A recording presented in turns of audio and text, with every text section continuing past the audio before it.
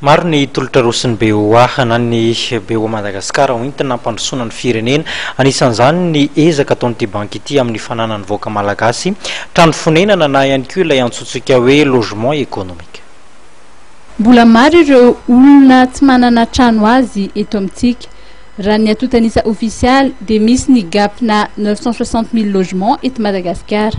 Manoloana izany indrindra dia misy ny tolotra arosiny BOA. 960 000 les gap, 960 000 logements. Ny tolotra ataon'ny BOA zany efa roa taona lasa izay dia nanao tolotra ho an'ny mpiasa tsirairay ho an'ny salarié na mpiasa mpanjakana izy na mpiasa amin'ny sehatra tsy miankina famatsiam-bola izay mety mandeha hatramin'ny 20 taona amin'ny taux 12% isa-taona.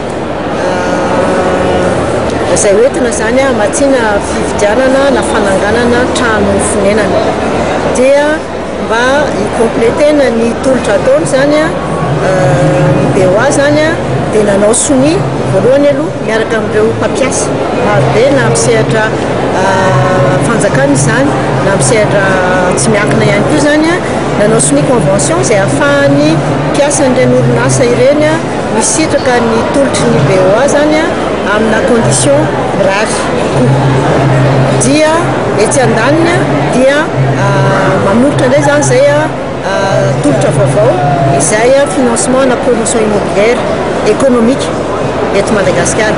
Tsy indrinay manokana mihitsy ilay promotion immobilière économique satria raha hitantsika aloha amin'izao zany ny tolotra izay misy dia tena ataontsika hoe les tolotra haut de gamme na très haut de gamme, appartement, villa de luxe, centre commercial.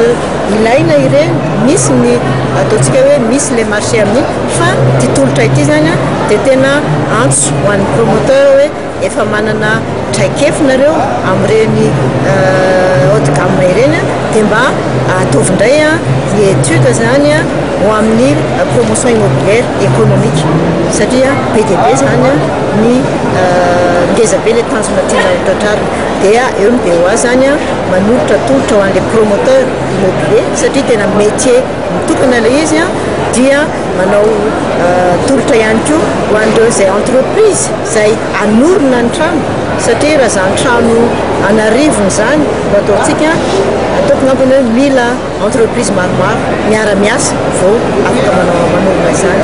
Nisy moa ny famelabelarana nataon'ny BOA Madagasikara mikasika ny promotion immobilière économique nandritry ny etsika salon de l'habitat. Ny BOA Madagasikara raha teo no mpanohana ofisialy ny etsika izay ny farana niala teo teny amin'ny zone forelo Tanjombato.